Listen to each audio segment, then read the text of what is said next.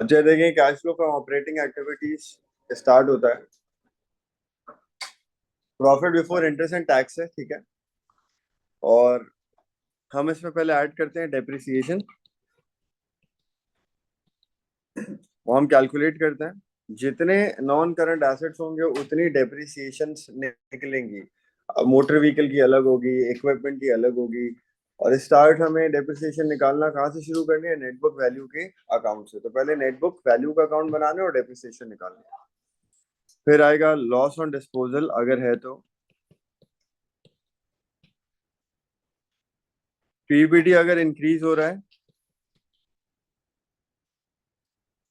Goodwill return of,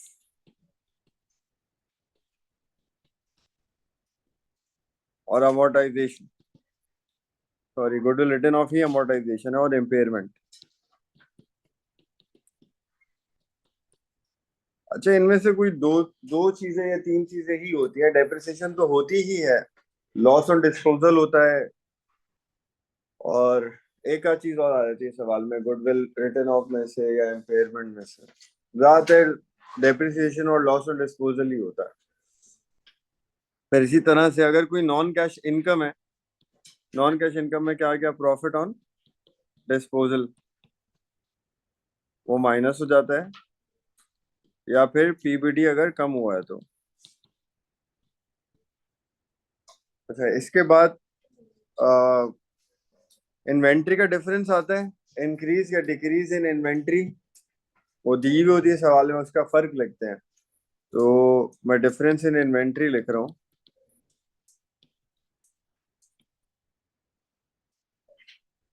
अब उसमें देख लें कि इन्वेंट्री बढ़ रही है या कम हो रही है। अगर इन्वेंट्री बढ़ रही है, इंक्रीज हो रही है, तो उसका मतलब क्या है?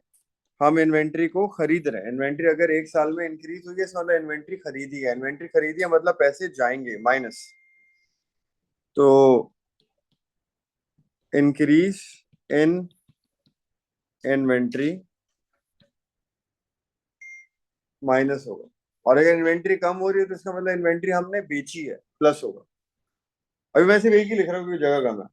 तो इन्वेंट्री बढ़ रही है तो माइनस होगा, और इन्वेंट्री कम हो रही है तो प्लस होगा। उस दिन हम बात कर चुके हैं, ठीक है। इसी तरह से रिसीवेबल है। रिसीवेबल अगर बढ़ रहा है, तो इसका मतलब हम लोग और उधार दे रहे हैं, पैसे जा रहे हैं, माइनस होगा। Less increase in receivable. अच्छा, कम भी हो सकता है रिसीवेबल। अगर रिसीवेबल कम होने का मतलब क्या है? हमारे पास पैसा वापस आ रहा है, प्लस होगा। अकाउंट पेबल तीसरा। इन्वेंट्री, रिसीवेबल और पेबल है थर्ड। पेबल में क्या है? अगर पेबल बढ़ रहा है, पेबल बढ़ने का मतलब हम लोग और उधार ले रहे हैं। पेबल उधार है, पेबल बढ़ रहा है मतलब हमारे पास उधार बढ़ रहा है। हमारे पास उधार बढ़ने का मतलब हम लोग और उधार ले रहे हैं, पैसे आएंगे, प्लस होगा। Add increase in payable, plus होगा।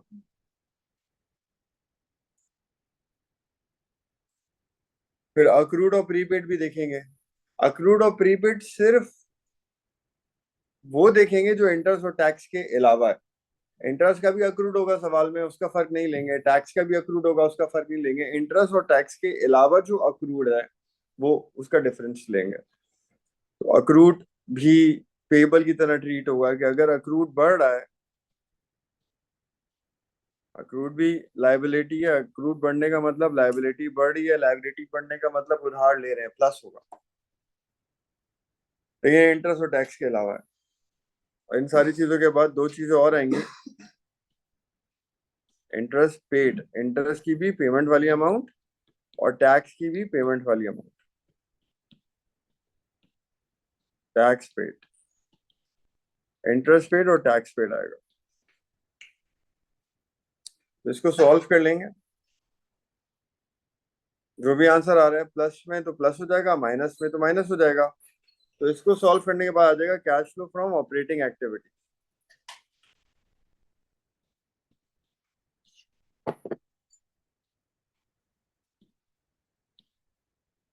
तो ये था cash flow from operating activity. जो पहला वाला सवाल अभी आप लोगों को भेजा है, वो फर्स्ट वाला अभी जो भेजा है। अच्छा, इसमें ये याद रखिएगा, मैंने अभी सिर्फ लेस लेस लिखा है। ये ऐड भी हो सकता है ना, इन्वेंट्री और रिसीवेबल, वो मैंने उस दिन समझा दिया था। पहले वाला सवाल बहुत बेसिक है, सिर्फ फॉर्मेट को समझने के लिए है। देखिए 248 वाला सवाल।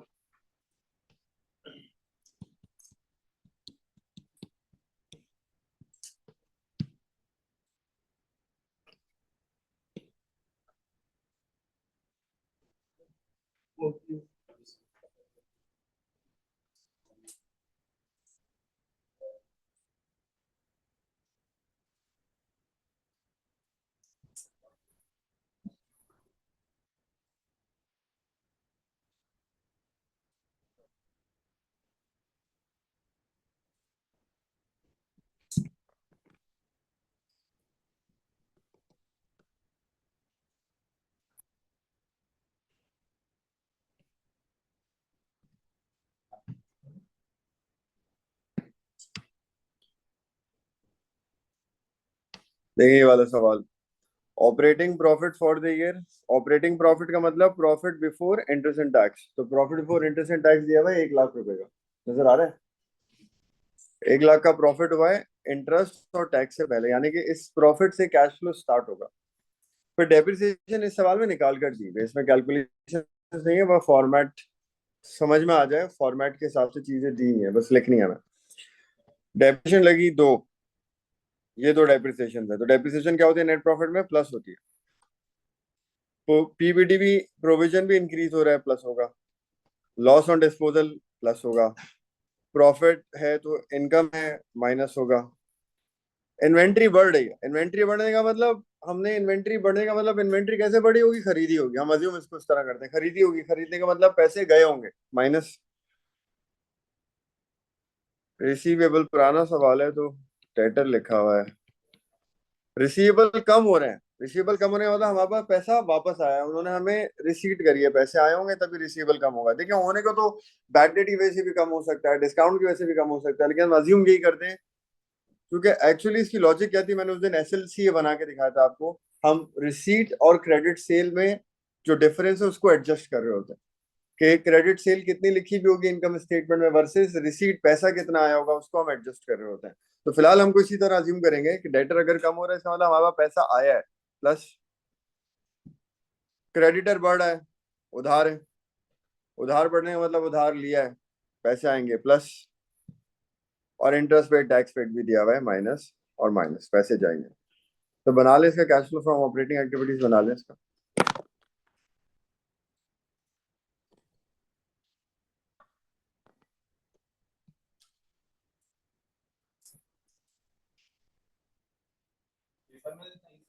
नहीं नहीं, ये तो सिर्फ बस ये कि फॉर्मेट को अंडरस्टैंड करने के लिए। हाँ ये है P3 में ही है, ये फाइनेंशियल का ही पार्ट है। नहीं P3 में, फाइनेंशियल में आया, ये फाइनेंशियल अकाउंटिंग है।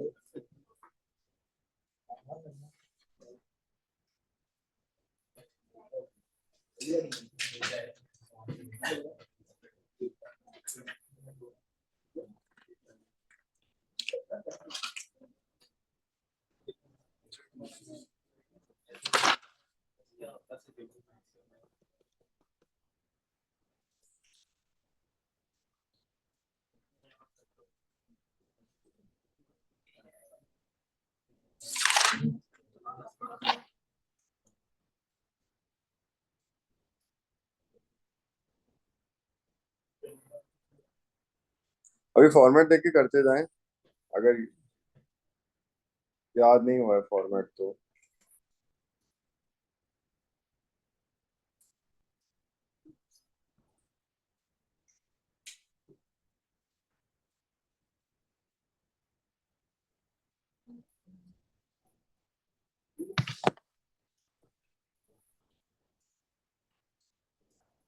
अच्छा देखेंगे कैश फ्लो।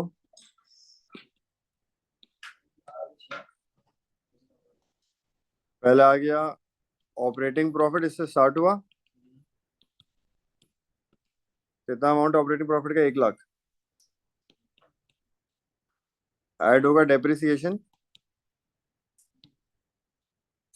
डेप्रिसिएशन कितना दिया हुआ है, 40,000 और 20,000 ना।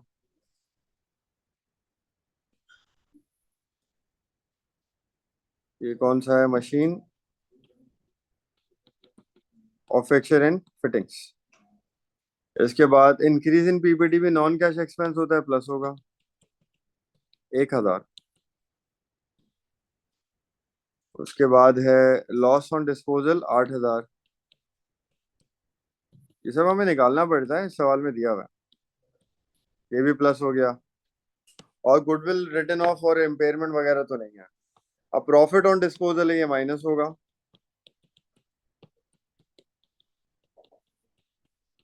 कितना है profit on disposal? 4,000 minus increase in inventory, less होगा इंक्रीज इन इन्वेंट्री।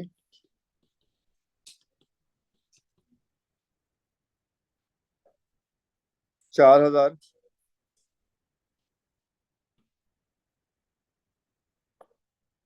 रिसीवेबल कम हो रहे हैं, ये प्लस होगा। एड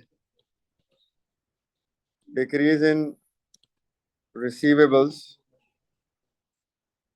रिसीवेबल कम हो रहे हैं 8,000 से, plus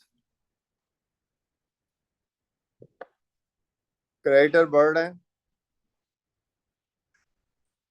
increase in creditors 3,500।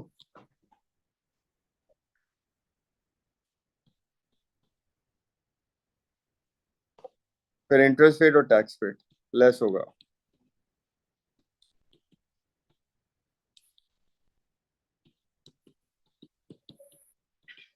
Interest paid है 12,500, टैक्स पेड है 8,500। 12,500 और 8,500,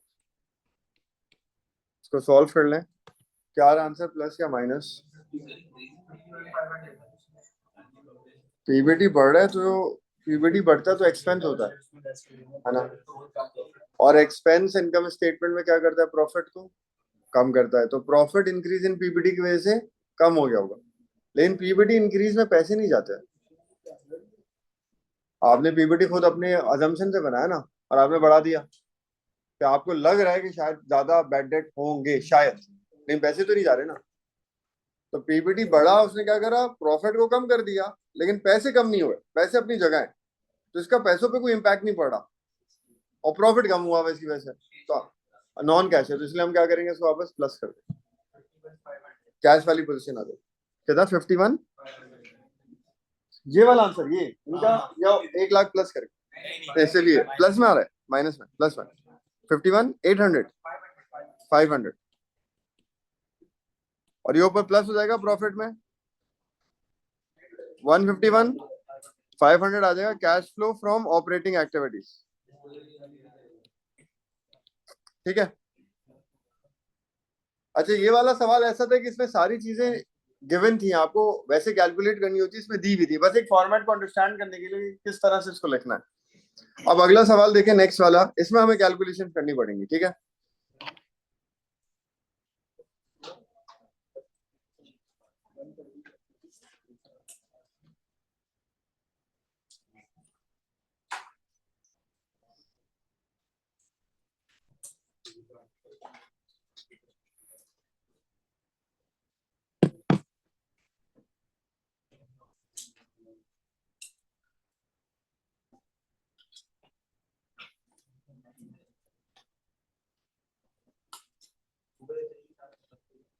अच्छा, ये वाला सवाल देखें। इसमें इस वाले सवाल में ना हमें कैलकुलेशंस करनी होंगी तकरीबन सारी चीजों की, और इसमें भी अभी इंटरेस्ट और टैक्स नहीं है, बाकी सारी चीजें।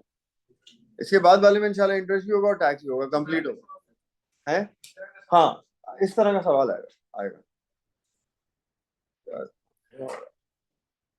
आप लोग मोबाइल में से देख लिया, जो व्हाट्सएप पे भेजा हुआ सवाल इधर सही नजर नहीं आ रहा होगा।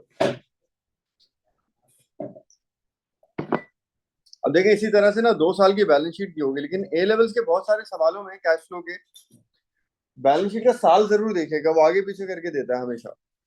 अभी यहाँ तो सीधा है 15 और 16, अक्सर होता है 16 पहले 15 बाद में। तो बैलेंस शीट की ईयर सही से देख लीजिएगा। तो यहाँ 15 और 16, पहला है मशीनरी। मशीनरी की कॉस्ट आपको दी हुई है 1,00,000 और 31, और इसकी प्रोविजन फॉर डेप्रिसिएशन भी दी हुई है 50 और 60। नेट बुक वैल्यू निकल सकती है। जब कॉस्ट में से पीएफडी माइनस करेंगे तो नेट बुक वैल्यू आ जाएगी। नेट बुक वैल्यू अकाउंट बना के डेप्रिसिएशन निकालेंगे। दूसरा क्या है, इक्विपमेंट एट कॉस्ट और इक्विपमेंट की पीएफडी और फिक्शन फिटिंग और उसकी पीएफडी। तीन नॉन करंट एसेट्स हैं, तीनों की डेप्रिसिएशन निकालनी पड़ेगी। इन्वेंट्री का देखें, इन्वेंट्री 35 से 42 हो रही है। इन्वेंट्री क्या हो रही है, बढ़ रही है कम हो रही है? बढ़ रही है। बढ़ने का मतलब खरीदा होगा, खरीदने का मतलब पैसे जाएंगे, तो ये लेस होगा, यहां लिख रहा हूं। डेटर्स देखें, ये भी बढ़ रहे हैं। कितने से बढ़ रहे हैं? 20। डेटर बढ़ने का मतलब और उधार ले रहे हैं, माइनस।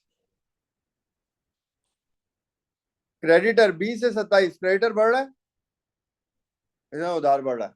उधार बढ़ने का मतलब उधार और लिया है, पैसे आएंगे, प्लस इन्वेंट्री बढ़ेगी, रिसीवेबल बढ़ेगा, माइनस होगा। और क्रेडिटर अगर बढ़ रहा है तो उसका मतलब और उधार बढ़ रहा है, और उधार बढ़ने का मतलब और उधार ले रहे हैं, प्लस होगा। एडजस्टमेंट नंबर 1 देखें, मशीनरी 30,000 की खरीदी, एडिशंस बताए हुए हैं मशीन के,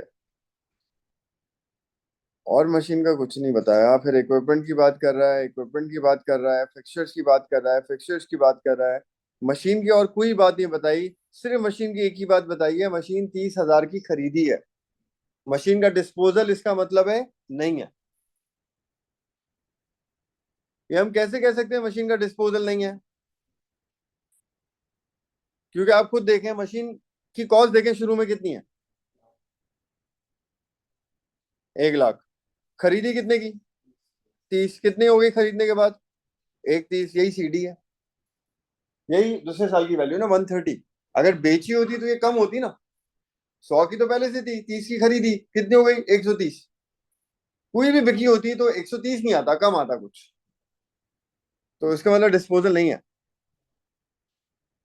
तो पहला काम, नेट बुक वैल्यू अकाउंट बनेगा,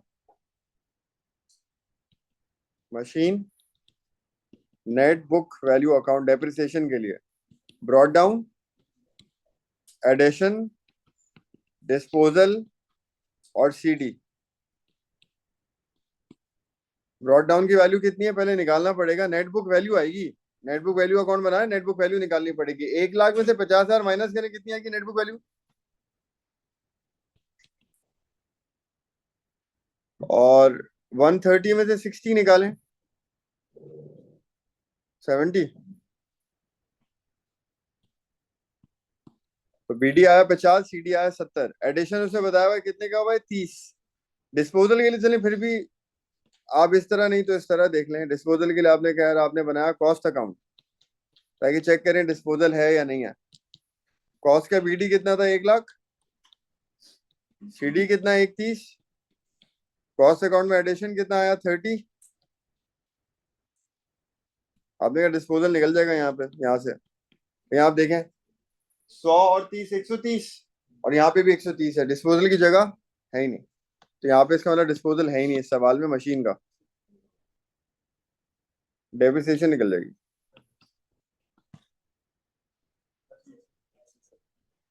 10,000। तो मशीन की डेप्रिसिएशन आ गई 10,000, जो कि नॉन कैश एक्सपेंस में जाएगी। हाँ हाँ, वैसे अदर में बताएगा। नहीं नहीं, अदर में 100% बताएगा कि यार वो जो बिका वो कितने का प्रॉफिट हुआ, लॉस हुआ, या क्या पैसे मिले, वरना हम तो उसकी नेटवर्क वैल्यू कैसे निकालेंगे, बताओ। लेकिन मैं सिर्फ एक इस तरह समझाना चाह रहा था कि कॉस्ट अकाउंट को भी हम देख के ना ये अंदाजा लगा सकते हैं कि डिस्पोजल है या नहीं। सही है, 10,000। नेक्स्ट क्या है दूसरा?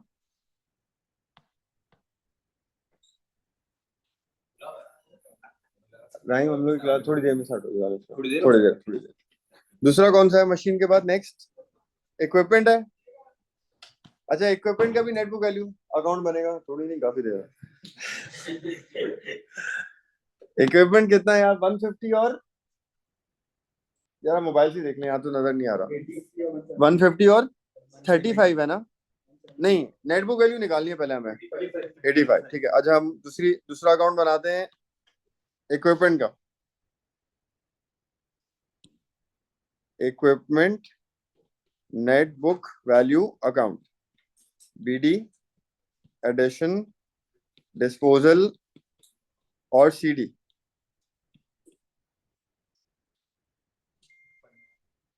इक्विपमेंट का बीडी आएगा माइनस करके 150 और 35 को माइनस कर दें, कितना होगा? 115। ये आ गया बीडी नेटबुक वैल्यू 115। सीडी देख लें, 170 और 50 120। सही, याद रखिए नेटबुक वैल्यू अकाउंट बना रहे हैं तो नेटबुक वैल्यूज लिखेंगे। अक्सर ऐसा लगता है कि कॉस्ट अकाउंट की तरह लगता है, तो बहुत सारे लोग इसकी कॉस्ट वाली वैल्यू डाल देते हैं बीडीसीडी में। नेटबुक वैल्यू में नेटबुक वैल्यू आएगी। एडिशन दिया हुआ है नीचे, देखें पॉइंट नंबर 2, 45 का खरीदा, एडिशन 45 आ गया। हाँ, और पॉइंट नंबर 3 में देखें बिकने का भी बताया हुआ है, जो बिका उसकी नेटबुक वैल्यू दी हुई है। इक्विपमेंट जो बिका उसकी नेटबुक वैल्यू कितनी थी? 20,000 थी। साफ साफ लिखा हुआ है जो बिका उसकी बुक वैल्यू कितनी थी? 20,000 थी। तो डिस्पोजल की नेटबुक वैल्यू दी हुई है 20,000, सारी वैल्यूज। खरीदने का भी बताया, बिकने वाले की नेटबुक वैल्यू का भी बताया, डेप्रिसिएशन आ जाएगी।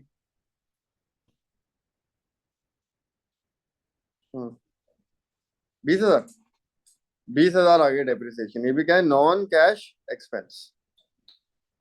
ठीक है। अच्छा, एसेट बिकता है, एसेट बिकता है तो प्रॉफिट या लॉस भी होता है उसके ऊपर, वो भी निकालना जरूरी है क्योंकि वो भी कैश फ्लो में आता है। प्रॉफिट या लॉस ऑन डिस्पोजल, वो भी हम निकाल लेते हैं वर्किंग करके। इक्विपमेंट का ना, देखिए नेटबुक वैल्यू कितनी थी जो इक्विपमेंट बिका? जो बिका उसकी नेटबुक वैल्यू 20,000।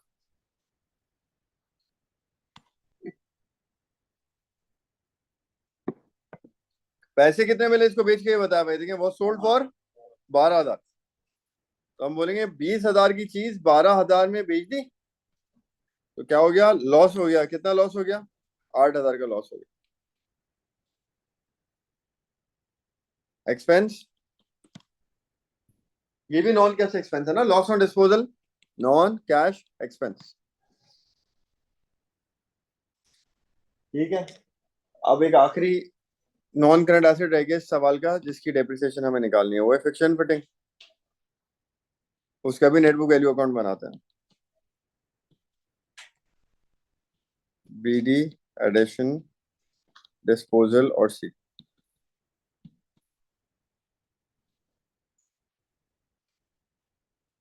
इसका देखें फिक्शन फिटिंग का, 84 माइनस 24 क्या बचेगा? 60। और 92 माइनस 36 56। 6 माइनस करके 60, नहीं नहीं 60 नहीं आया।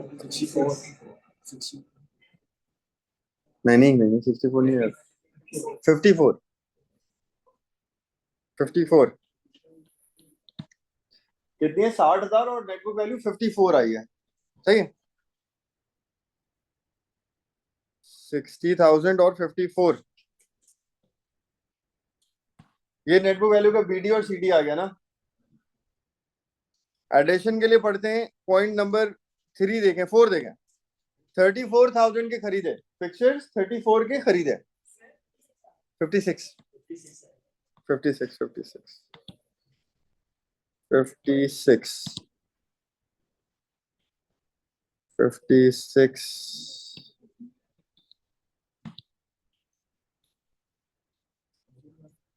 और एडिशन कितने का हुआ है इसका? पॉइंट नंबर 4, 34 का खरीदा है फिक्चर्स, एडिशन आ गया 34 दिया हुआ था। और डिस्पोजल का देखें, इसकी भी नेटबुक वैल्यू बताई गई। फिक्चर जो बेचा उसकी नेटबुक वैल्यू कितनी थी? 15,000, साफ साफ लिखा हुआ है 15,000 उसकी नेटबुक वैल्यू। डेप्रिसिएशन आ जाएगी, कितनी आ रही है? 60 और 34, 94, 94 और 71, 94 और 71 का फर्क कितना आता है? 23, 23,000 इसकी डेप्रिसिएशन आ रही है। लेकिन इसका भी एसेट बिका है तो प्रॉफिट ऑन लॉस और डिस्पोजल इसका भी आएगा, प्रॉफिट है। नेटबुक वैल्यू थी बिकने वाली की 15,000, और बेच के कैश कितना मिला? 18,000 का बिका। तो 15,000 की चीज हमने 18,000 की बेची है यहाँ पर, 3,000 रुपए ज्यादा है, तो 3,000 का क्या हो गया? प्रॉफिट हो गया। सही है। अच्छा, एक चीज और देख लें, ये वर्किंग करने के साथ साथ ना एक वर्किंग और देख ले करें, इंटरेस्ट और टैक्स की भी वर्किंग होती है कि साथ साथ ही अकाउंट बना लें एक दफा।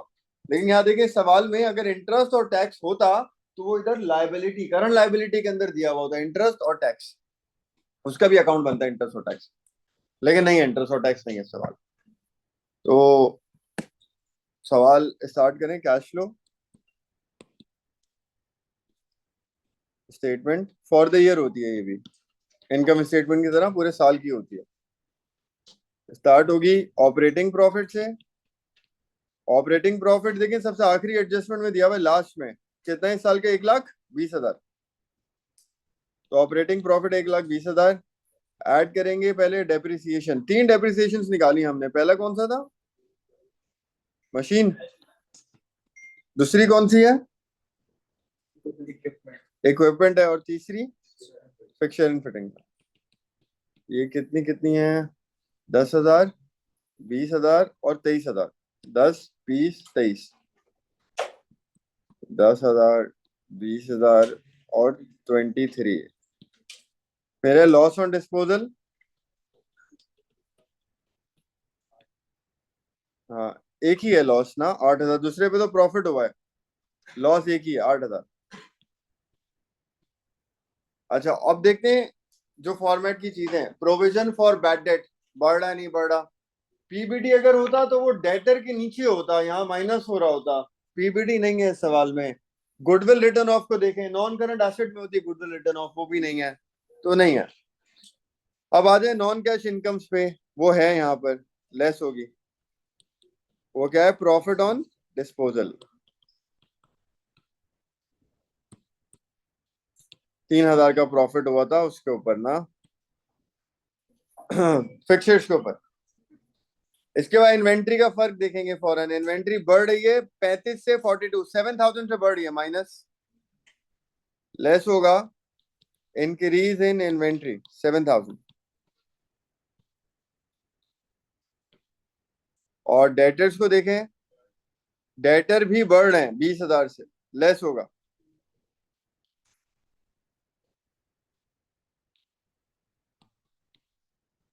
20,000। और अक्रूड और प्रीपेड तो है नहीं, कोई क्रेडिटर आ जाएंगे, क्रेडिटर भी बढ़ रहे हैं, लेकिन क्रेडिटर बढ़ने का मतलब उधार लिया है, ऐड होगा ये, इंक्रीज इन क्रेडिटर्स प्लस 7,000। इसके बाद आता है इंटरेस्ट पेड और टैक्स पेड, जो कि इस सवाल में नहीं है। इंटरेस्ट पेड और टैक्स पेड नेक्स्ट क्वेश्चन जो एग्जाम्पल करेंगे उसमें होगा इंशाल्लाह। नहीं है तो फिर नहीं लिखेंगे, फॉर्मेट के लिए बता दिया। अब सॉल्व कर लें इसको, क्या आंसर आ रहा है इसका? इन्वेंट्री बढ़ रही है, वह खरीदी होगी, खरीदी होगी तो पैसे गए होंगे।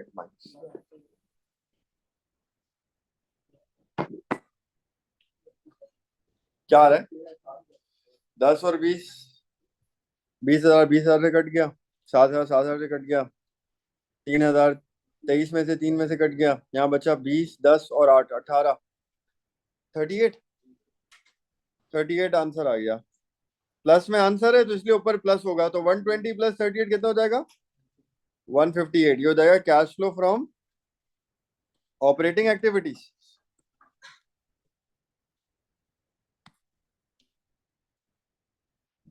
सही है। नेक्स्ट क्वेश्चन आते हैं। इसमें फिर ऑपरेटिंग एक्टिविटी कंप्लीट होगा ना, सारी चीजें इसके अंदर। हाँ,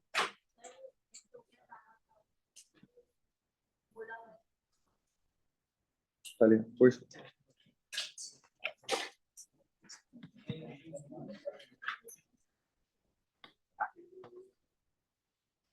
नेक्स्ट वाला सवाल देख।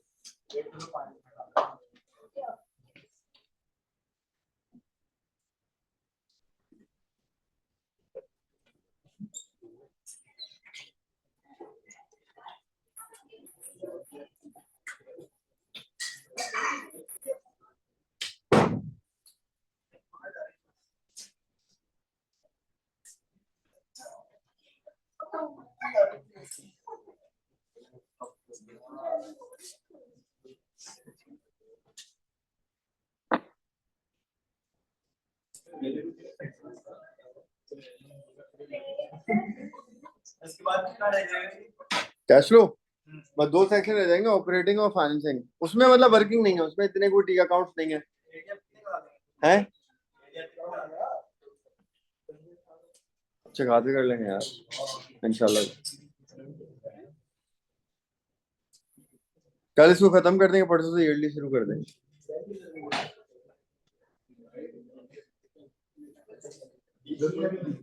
ग्रुप पे आ गए सवाल, एक पे आया एक पे नहीं आया।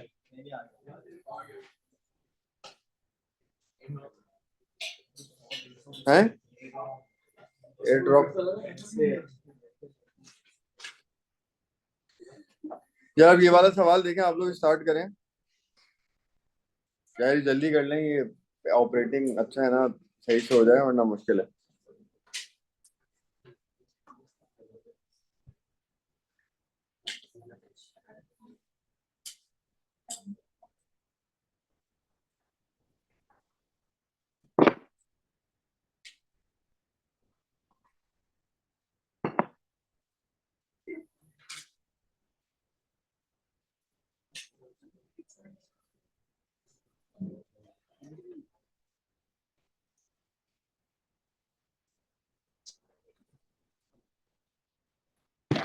अच्छा यार देखें इस सवाल में,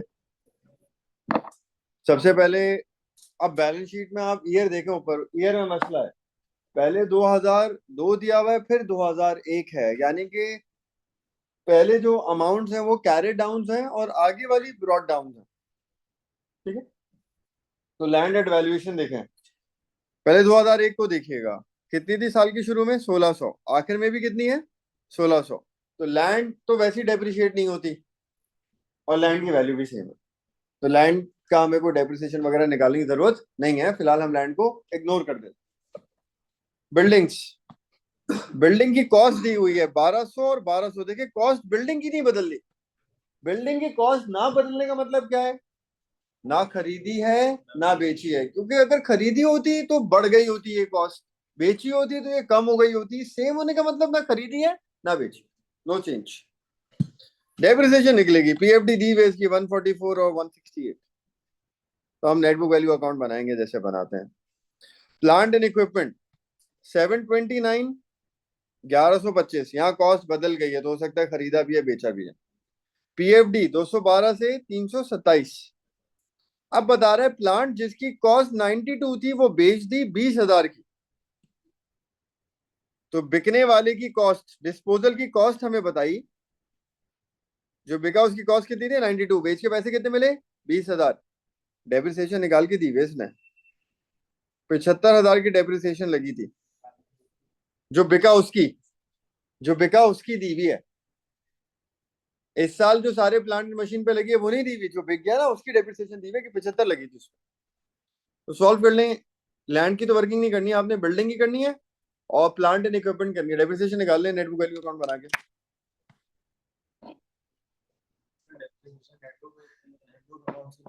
हाँ पीएफडी से निकल सकती है, लेकिन कुछ सवालों में पीएफडी से निकालना मुश्किल हो जाती है, नेटबुक वैल्यू हर सवाल में फिट हो जाता है।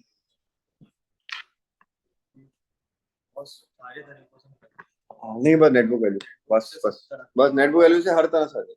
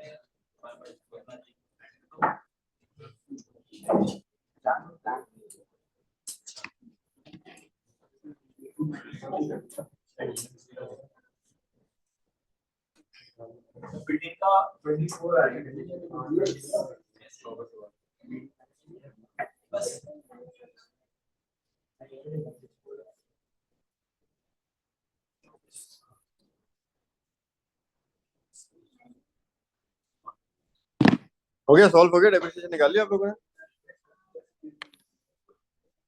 इसको पक्का रखिए, क्योंकि फिर जब पूरा सवाल आएगा ना, फिर ये मुश्किल तो नहीं लगना चाहिए अगर पक्का किया हुआ होगा, वरना फिर सवाल मुश्किल लगेगा कैश फ्लो का। हाँ,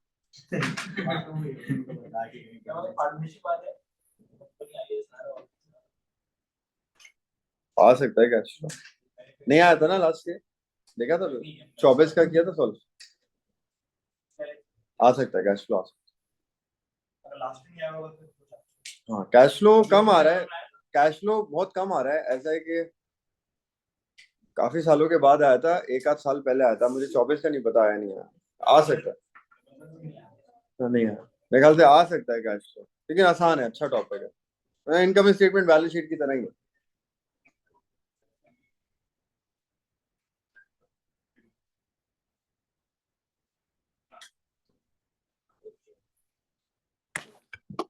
अच्छा यार, देखें इसमें, पहले करते हैं बिल्डिंग की working.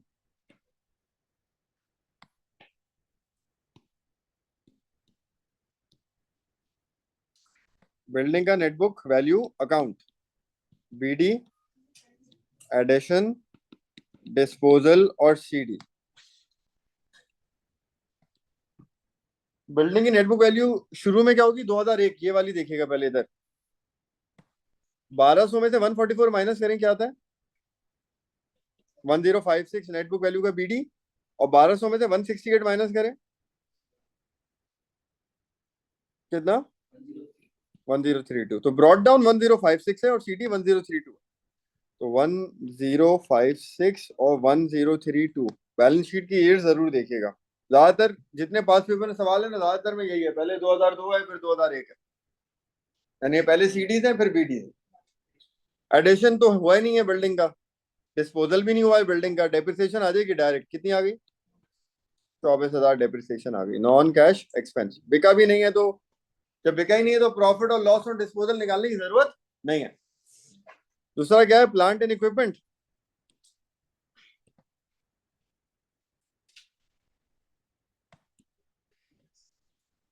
Plant and equipment net book value account, BD, addition, disposal और सीडी। प्लांट एंड इक्विपमेंट देखें, इसकी नेट बुक वैल्यू बताएगा मुझे। 729 माइनस 212, 517। तो ओपनिंग 517 है और क्लोजिंग 1125 माइनस 327, 79। तो 517 और 798, 517 और 798। एडिशन देखें, प्लांट जो खरीदा इस साल वो हमें नहीं पता ना, एडिशन नहीं बताया इसने, इसने डिस्पोजल का बताया। जो बिका उसकी कॉस्ट थी 92, और उस पर डेप्रिसिएशन लग चुकी थी 75। बिकने वाले की कॉस्ट भी बताई, बिकने वाले की डेप्रिसिएशन भी बताई। तो 92 बिकने वाले की कॉस्ट है, डिस्पोजल की कॉस्ट है 92, और उस पर डेप्रिसिएशन कितनी लगी है? 75। माइनस करें तो बिकने वाली की आ जाएगी नेट बुक वैल्यू 17। तो जो बिका उसकी नेट बुक वैल्यू कितनी थी? 17। नेट बुक वैल्यू अकाउंट में तो नेट बुक वैल्यू आती है, 17 आ गई। एडिशन नहीं है, एडिशन आएगा तो डेप्रिसिएशन निकलेगी, ये बात हम कर चुके हैं। एडिशन नहीं दिया हो तो हम एडिशन निकालने के लिए क्या करते हैं? कॉस्ट अकाउंट बनाते हैं, वहां से आ जाता है एडिशन। कॉस्ट का बीडी, एडिशन, डिस्पोजल और सीडी। कॉस्ट का बीडी कितना है यार? अब कॉस्ट देखनी पड़ेगी हमें, बीडी गिरा 729, बैलेंस शीट सही देखिएगा, 729 और 1125 सीडी। 729 और 1125 सीडी, और जो बिका उसकी कॉस्ट आएगी 92। यहां से हमारा एडिशन निकल आएगा 488। 488 का एडिशन है, ये एडिशन हम इधर ले आएंगे 488, और हम यहां से निकाल लेंगे डेप्रिसिएशन।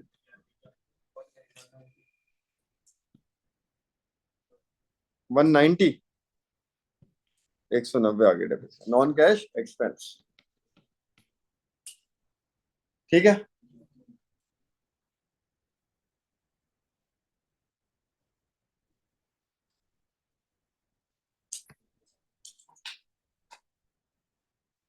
अच्छा, अब इसके बाद देखें इन्वेंट्रीज का फर्क। अगेन 2001 पहले देखिएगा, फिर दो ना। इन्वेंट्री 358 से 300 हो गई, तो इन्वेंट्री क्या हो रही है? कम हो रही है, बिक्री होगी, ऐड हो जाएगी, पैसे आएंगे। रिसीवेबल देखें 1410 से 1500 हो रहे हैं, रिसीवेबल बढ़ रहे हैं ना? बढ़ नहीं, हाँ लेस। बढ़ने का मतलब उधार लिया दिया है, और माइनस लेस। क्रेडिटर बढ़ रहे हैं मतलब उधार लिया है, और ऐड। अच्छा, यहाँ टैक्स और इंटरेस्ट देखें। टैक्स और इंटरेस्ट है लायबिलिटी में। टैक्स और इंटरेस्ट का अकाउंट बनेगा, और इंटरेस्ट पेड और टैक्स पेड निकलेगा। देखें, इंटरेस्ट साल का दिया हुआ है आई एस वाला अमाउंट, टैक्स साल का दिया हुआ है आई एस वाला अमाउंट, और शुरू में क्या है? लायबिलिटी में भी है। तो इंटरेस्ट और टैक्स का अकाउंट अभी बना लेते हैं साथ साथ, फिर कैश फ्लो फ्रॉम ऑपरेटिंग बनाते हैं। Interest account, interest liability, brought down credit और सीडी, पेमेंट आएगी इधर और आईएस आएगा इधर। देखिए यार, इंटरेस्ट कितना है साल के शुरू में? 70। और क्लोजिंग कितना है? 50। 70 और 50। अक्रूड है ना, ये लायबिलिटी है। ब्रॉट डाउन क्रेडिट और CD debit, accrued. Accrued account जो बनता था एक्सपेंस का। लायबिलिटी में होने का मतलब लायबिलिटी है, सही है। ब्रॉट डाउन 70 है और सीडी 50 है।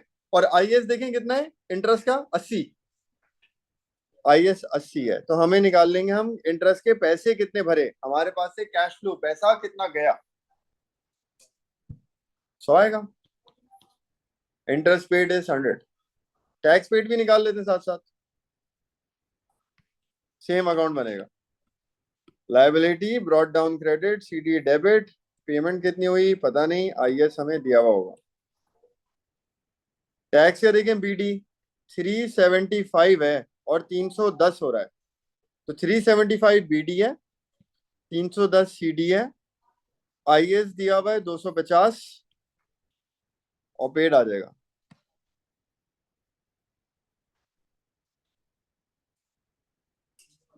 315। ये पेड है, ठीक है। डेप्रिसिएशन भी आ गई, पेमेंट आ गई, एक चीज रह गई। जो प्लांट एंड मशीन हमने बेचा है ना, उसका प्रॉफिट और लॉस निकालना रह गया है। डिस्पोजल की वर्किंग प्रॉफिट और लॉस जरूर निकालिएगा। कैश कितना मिला है देखें, यहाँ प्लांट बिका है, पॉइंट इधर लिखा हुआ है, बिका कितने का? 20,000 का बिका है ना। तो हम ये बोलेंगे यार, ये कैश मिला है इसको बेच के 20,000, तो 17 की चीज 20 में बेची, तो 3 का क्या हो गया? प्रॉफिट हो गया। अब इसका कैश फ्लो बना लेते हैं जल्दी से।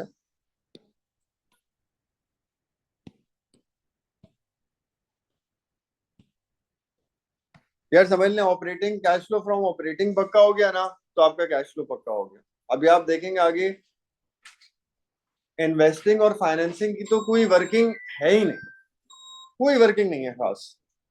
वो ऑपरेटिंग में ही जो टी अकाउंट बन रहे हैं। इन्वेस्टिंग और फाइनेंसिंग में फर्क निकाल के डालते रहेंगे, खत्म।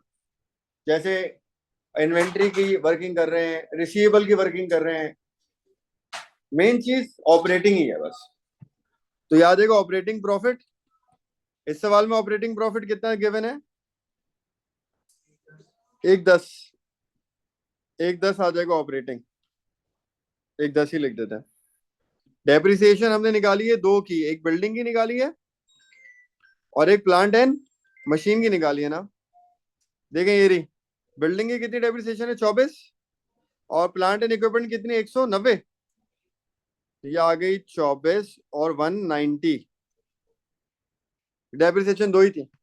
लॉस ऑन डिस्पोजल नहीं है ना, लॉस ऑन डिस्पोजल प्रॉफिट है, बाद में लिखते हैं। पीबीडी इंक्रीज, या मेरे को देखना पड़ेगा फॉर्मेट में।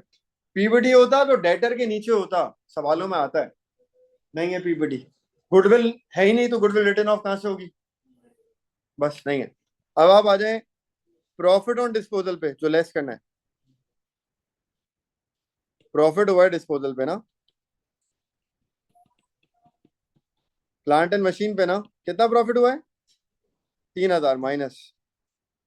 अब हम आ जाएंगे डायरेक्ट इन्वेंट्री और उनके फर्क पे। इन्वेंट्री देखें कम हो रही है, पहले 2001 देखिएगा, फिर 2002। 358 से 300 कम होने का मतलब बिक गई है, बिक गई है मतलब पैसे आ गए हैं, पैसे आ गए हैं तो plus add decrease in inventory कितने से कम हुई है 58 प्लस हो गया। रिसीवेबल को देखें,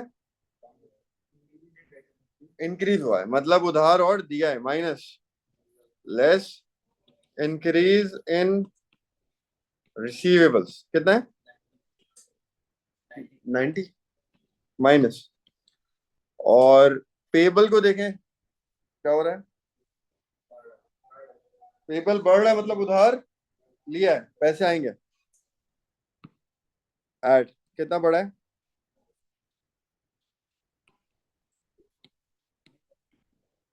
200। अच्छा अक्रूड और प्रीपेड है कोई, ये भी जरूर देखें। हाँ हाँ अक्रूड, अक्रूड है, किसका अक्रूड है, इंटरेस्ट और टैक्स है, उसका देखते नहीं हम अक्रूड क्योंकि उनका अपना टी अकाउंट बन जाता है। इनके अलावा इंटरेस्ट और टैक्स के अलावा कोई अक्रूड होता तो हम उसका फर्क लेते नहीं है। अब हम डायरेक्ट लेस करते हैं, इंटरेस्ट पेड और टैक्स पेड, इनका अकाउंट बना के हमने वर्किंग करी है ना। इंटरेस्ट पेड कितना निकाला है 100, टैक्स पेड कितना है 315, इंटरेस्ट पेड 100 और 315 सॉल्व कर लें।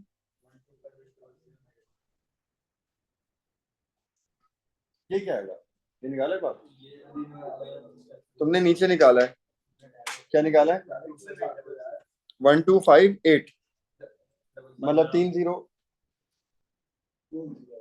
20 और यानी 125.8 ये आ गया cash flow from operating activities, ये नेगेटिव आ रहा है तो यानी कि ऊपर वाला भी माइनस में होगा, कितना माइनस होगा फर्क निकालो ना, 110 हटा लो इसमें से, नहीं 36 माइनस आ रहा है।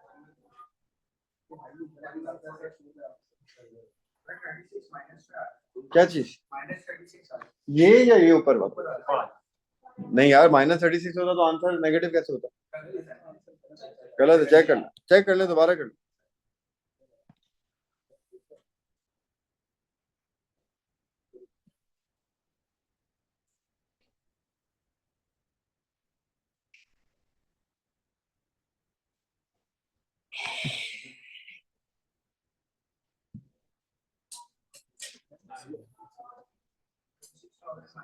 -36 यहाँ माइनस आया तो 110 में 36 माइनस करें क्या बनेगा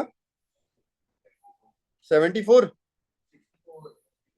64, नहीं 74 सही कह रहा है 74 74 पॉजिटिव, तो कैश फ्लो फ्रॉम ऑपरेटिंग 74 हो जाएगा, सही है।